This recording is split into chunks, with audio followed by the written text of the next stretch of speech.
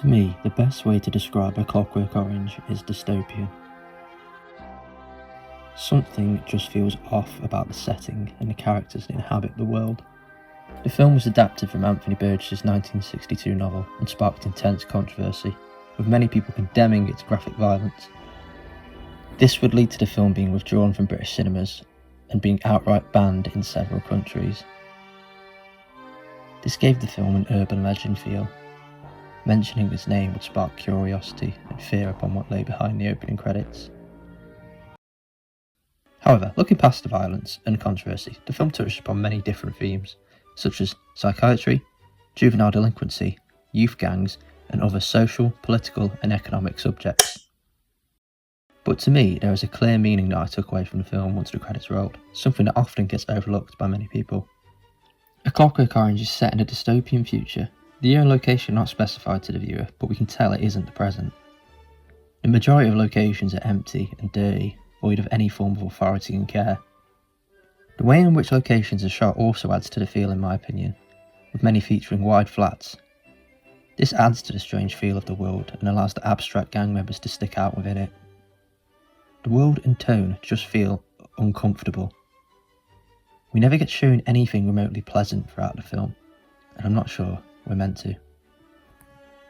A majority of the violent acts we see are committed by our protagonist, Alex DeLarge. Alex is a psychopath. He is highly impulsive and shown to use charm to get what he wants and commits unspeakable acts for his pleasure. He's shown to be well off, yet steals for the keepsake. Alex gets what he wants and takes what he wants because it's in his nature. He may not exactly have himself figured out, but he knows what he's about and what he likes. I think Alex's personality plays a big factor into what A Clockwork Orange is really about. Can someone's human nature and instincts be changed, and what limits does one take to change them? The characters and the society that tries to change Alex throughout the film can be seen as hypocritical. To me, this reflects real life, how in which people in power can commit such heinous acts yet go unpunished, because they did it behind the scenes wearing a suit and tie. This makes the viewer see Alex in a different light. While his actions are wrong, we have a strange respect for him, as he doesn't try to hide what he is. He is his own monster in a world full of monsters. And that, to me, is the main message of the film. Individuality. Alex is a bad person, but he shows love for art and classical music, something the rest of the characters lack. This is the most human emotion shown throughout the film, and we can see his love shown as he hits one of the droogs who mocks the lady singing in a bar.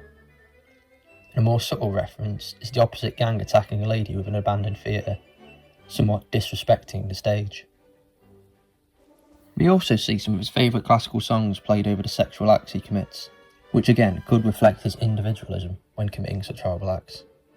The world he lives in doesn't respect classical music, much like they don't respect his choice to live the way he does. Throughout the film, control becomes a big theme. The most famous shot in the film is all about control. Control and rehabilitation within a society, when done right, can be a great thing, ridding people of sins to grant them a better life. But what if the same society doesn't practice what they preach, and they try to take away basic human nature and animalistic tendencies? Some societies will try to take control of anything they can, no matter what they mean to the individual. Taking away a person's individuality to try and mould them into what they call a human being can create something abnormal. Something that doesn't have a purpose. Something that's incorrect. A useless object, much like A Clockwork Orange.